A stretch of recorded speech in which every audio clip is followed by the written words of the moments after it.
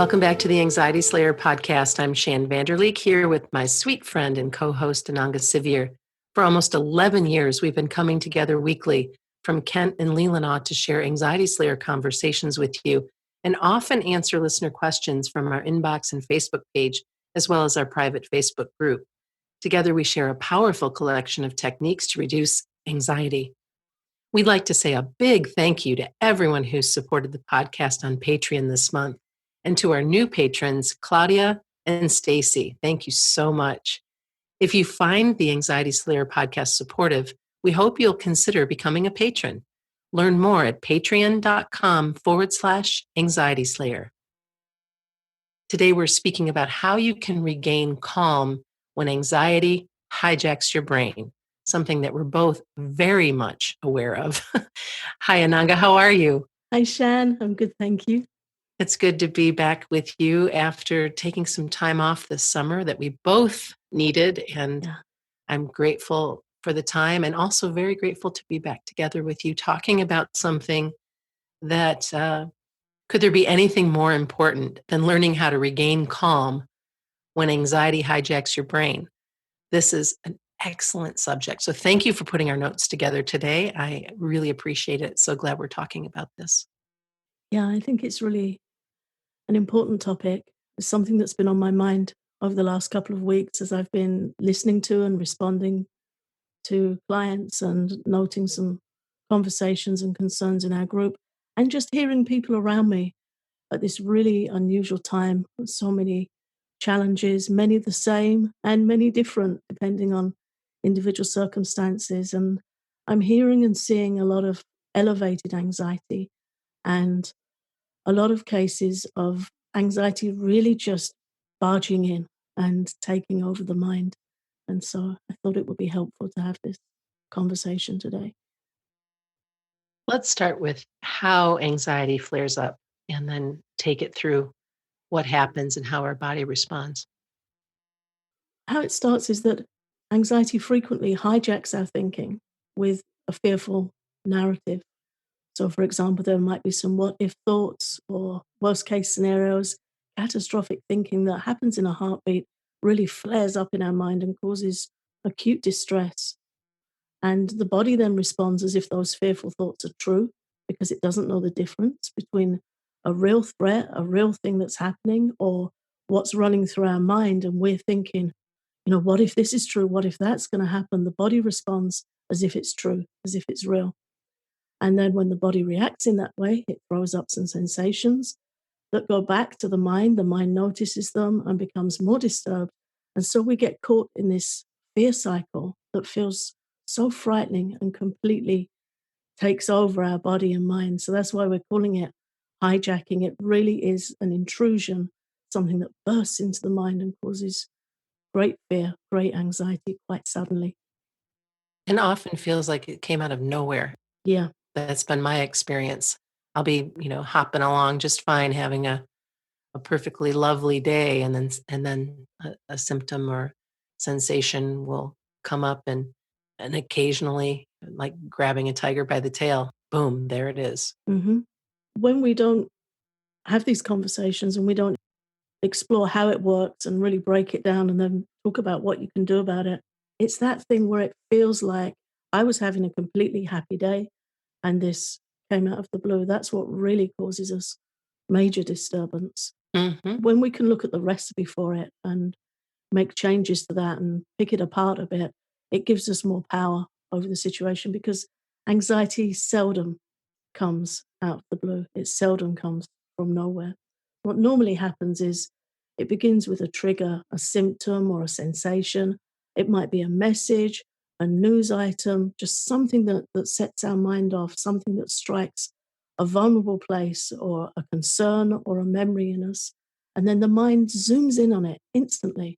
And then it will create an anxious narrative, which really comes from hypervigilance that's running in the background already.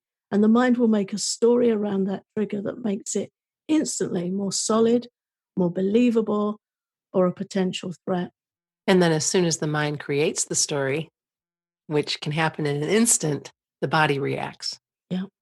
Our heart beats faster, Our breathing becomes shallow. We might feel lightheaded or shaky. And these sensations in the body feed back into our mind and further disturb the mind and increase anxiety. And this repeats and builds into a fear cycle, a fear loop that feels so incredibly real and is often very hard to bear until we know how to stop it. And gratefully, we can stop it. Yeah, that's how it goes. And I think many people listening will be familiar with that experience. So, what we really wanted to do today is bring some hope and some strategy to the situation. A mind in balance can respond calmly to incoming information, but a mind that's already challenged by anxiety will react rather than respond. So it just fires off, and you don't have that pause for thought or that pause for thinking about things, making choices, challenging what's come up. An anxious mind will just go with it, and it lacks resilience to process the incoming information and to respond in a self supporting way.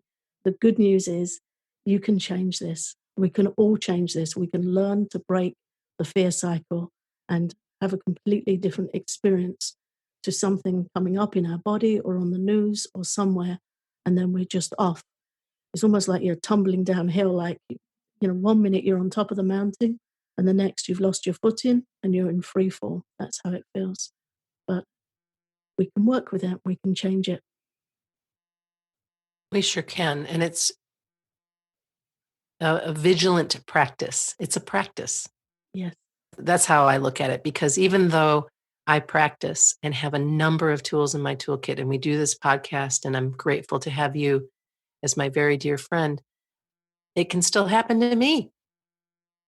And I think, good Lord, am I ever going to be on the other side of this thing? Like, which is the same thought that so many of our listeners have. Am I ever going to be on the other side of this? Let's talk about it not being the thing, because I think that's important too. What happens with the mind when it gets disturbed like this is it gets wound up, it gets energized. And in Ayurveda, we would call this vata disturbance. The vata energy is running high in the mind. So, for new listeners, Ayurveda is India's ancient science of life, the ancient science of how to live a long, healthy, happy, and calm life. And in Ayurveda, we talk about different mind and body types. And the vata type is the one that's most prone to experience anxiety. And vata has this energy like the wind, it can blow and push and move. Where I live, I'm getting an excellent opportunity to really think about vata in witnessing the wind. We live by a river where you can be sitting outside with a book and a cup of tea, and there's a gentle breeze 1 minute, and then all of a sudden you can hear this almost boom, and the wind whips up. It's such a powerful energy, but completely invisible, so it can, come out of nowhere, catch you out. So that's a helpful reference in thinking about anxiety in the mind. Last week, I was sitting in my chair reading, and all of a sudden there was a big crash on the window right by me where a sun umbrella had got blown over. And, it could have broken the window. It came over so suddenly. And I was thinking, wow, 5 minutes ago, it was completely calm out there. I'd just come in, and then the wind picked up, and this big umbrella came smashing into the window and luckily hit the frame and not the glass. And, that was a note to me to don't leave that unattended. If you're coming in, even if only for 5 minutes, crank the handle and put the umbrella down. But I'm sharing this because this is what happens in the mind. We get this high vata energy in the mind, and the mind thinks, oh, I've got an ache here. What if it's this? Or somebody said that to me. Does that mean, they think I'm this? Or I saw this on the news. Does it mean I'm going to get that? We have these things Mm. come up in the mind that the mind zooms in on and focuses in on, and it makes it a thing. The anxious mind makes everything a thing. And the vata energy pushes the mind. It pushes the mind. The mind has too much erratic energy in it. So it pushes, and that energy builds into like a gust or a storm. And then we're looking at the things that we think are the cause of the distress, but it's not the thing. It's the energy in the mind behind it. Right. And it's important to understand that when this happens, it doesn't mean that there's something wrong with you. It's a pattern in the mind. It's a tendency that you can work with and change. Yeah. What we've talked about many, many times is that the mind has a negative bias and will always lead toward anxiety unless it's firmly under control. That's just the way that it is. It's delicate, it's easily disturbed, and very high maintenance. And when we learn how to care for our mind, it becomes much easier to work with and to live with. And this is why we created How to Calm Your Fragile Mind, which is one of the courses that we offer at the Teachable Academy that we have, anxietyslayer.teachable.com, How to Calm Your Fragile Mind, because this is the work that we all must do is continue to maintain our minds. But let's move forward and talk about how you can break this fear loop, this fear cycle. Yeah. So it starts with understanding that it's not the thing.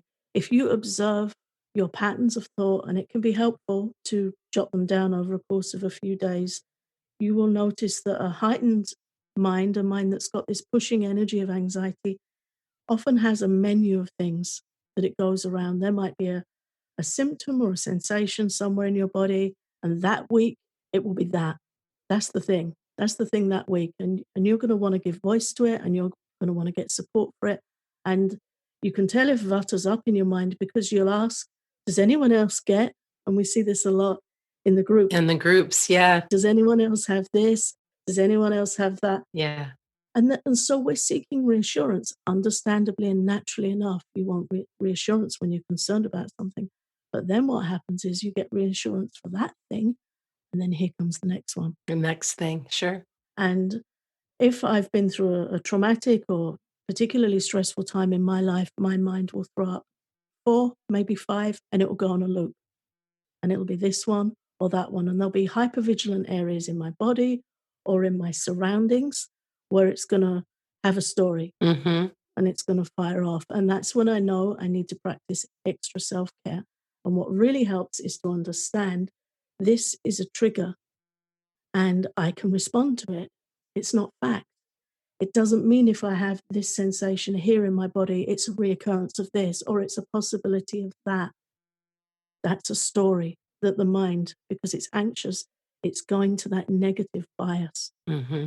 and it's creating a fear filled story because that's where the negative bias goes. So the first thing is to understand that we start with the trigger, recognize what's happening, witness and observe your thoughts and responses, and know that this is a fear story and it's likely fiction.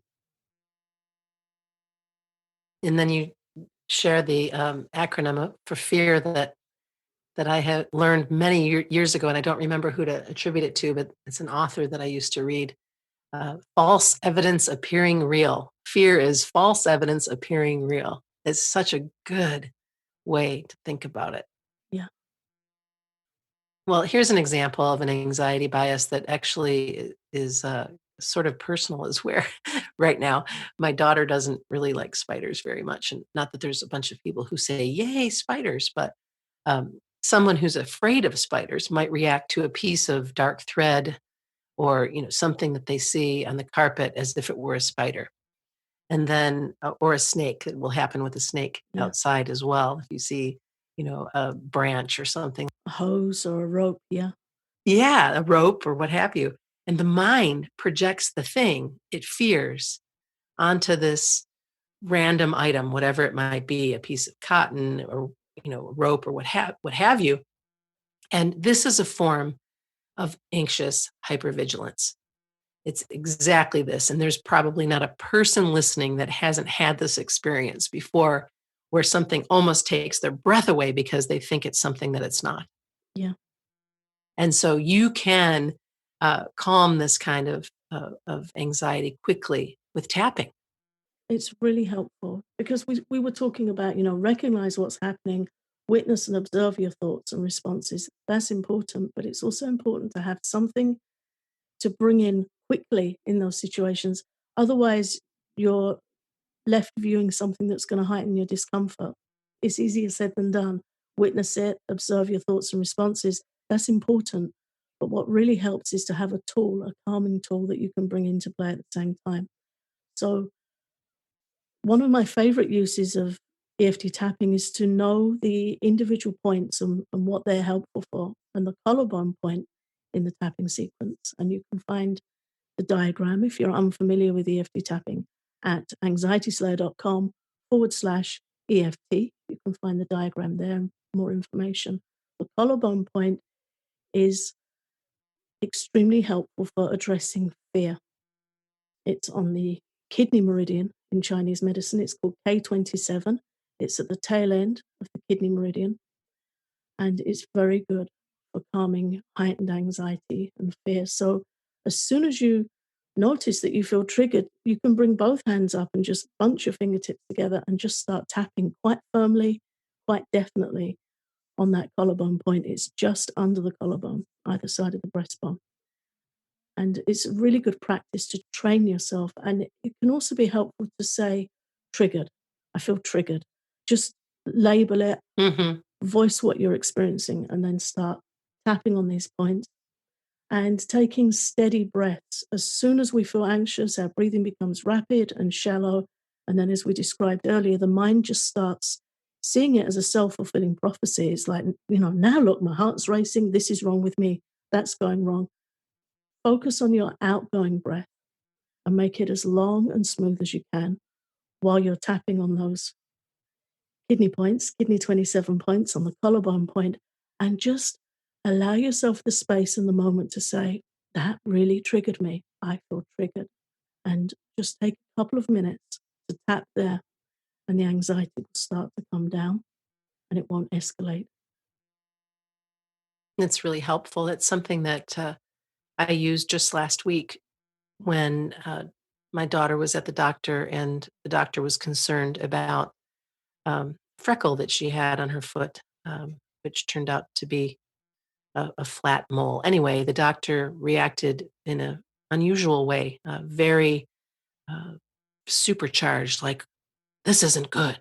We need to have this looked at. You need to see a dermatologist. Just very out of character as what I would expect a doctor to do or how to behave. And my daughter handled it really well, but I, on the other hand, did not. I mean, she doesn't know this, but well, if she listens, she'll know. I needed to do some tapping really quickly because in my past, and I realize there's still additional clearing that I have to do, I've had doctors behave that way, which caused me to be hyper vigilant about these kinds of things with the doctor. Whereas the doctor could have said, I'm not really liking that. I think it would be a good idea for a dermatologist just to take a look because you don't have these anywhere else in your body. Very matter of fact. Like, Mhm. well, in this case, that's not how it happened. And so tapping here really helped bring me down a notch. Just really like, okay, what do we know? And get the appointment and get her in. And I'm grateful to report all is well. But at that time, because of my tendency to go to that place of discomfort or to be triggered by it, I needed to do this tapping on this K27 on this Mm. point. Just it really does help. It's so incredibly helpful. So if this kind of thing, if you haven't tried this, please do it. Name what's going on, start tapping and breathing and focusing on the present moment as well. The present moment is very, very helpful when we're starting to what I call, get out of our bodies when we start to go to these places that make us feel so uncomfortable. Mm. Yeah, really important. So to name the emotion, name what you're feeling, to externalize it while you're tapping, voice it or write it down. That's an effective way to stop us freezing and holding the anxiety inside. The trouble is that we very often feel that there's something wrong with me. Hmm. And that's why it's so important to talk. Because when you talk to others, they'll say, oh my God, me too. You get that too. And then, you're in a understanding and compassionate exchange rather than just what we tend to do is we clench down, we swallow it down, we hold it inside, and then we're holding so much fear and tension. There's nothing wrong with you. if you get triggered. There's nothing wrong with any of us if we get triggered. It's a cause and effect scenario. If you have a doctor in a position of authority that tells you things and gives you information in a dramatic way earlier on in your life, as we've both had this, Shan, you and I have both had this, Mm-hmm. then there's a hypervigilance down the line. It's understood. And it really is a cause and effect thing in the mind that needs to be met with compassion. If you put a piece of toast in a toaster and push the button, it's going to pop up at a certain point. And that's what happens with our mind. At a certain point, things pop up quite dramatically. And we need to look at it with some humor and some compassion and bring some tools in that can really help us find that pause, bring in calm so that we're responding with compassion and strategies rather than reacting in heightened anxiety. Absolutely. And that's where the present moment is just so incredibly important to draw yourself back to what's happening right now and to remind yourself that in this moment, I'm okay. Or in this moment, um, they're okay in the case of the example with my daughter. And we do this again while tapping on the collarbone and just repeating softly that in this moment, I'm okay. Or as far as I know, in this moment, I'm okay.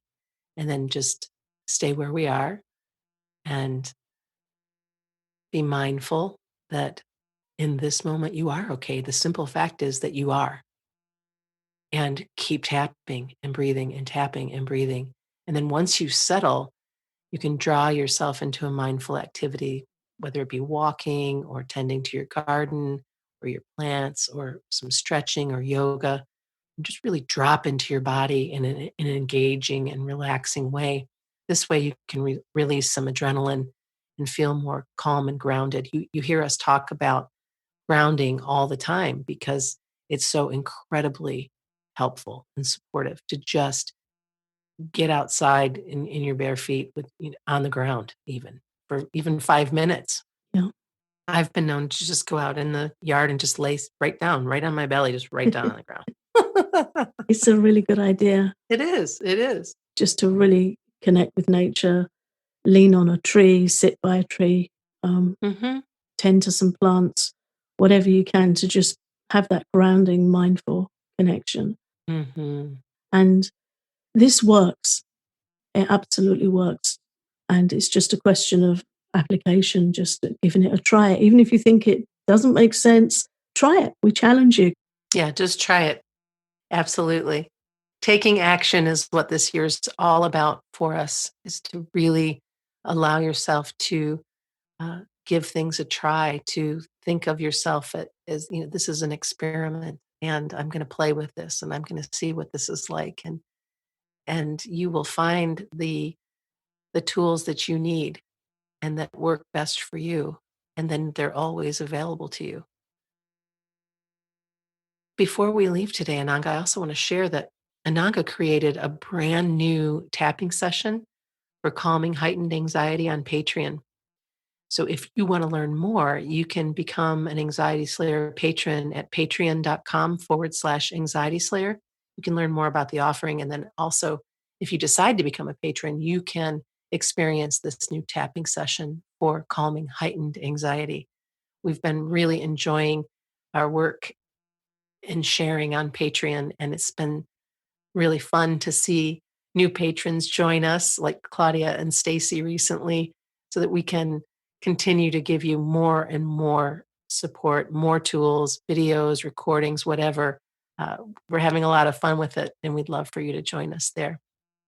Ananga, thank you so much for this conversation today. I think there's nothing more important right now than to learn how to regain calm when we're feeling hijacked by anxiety.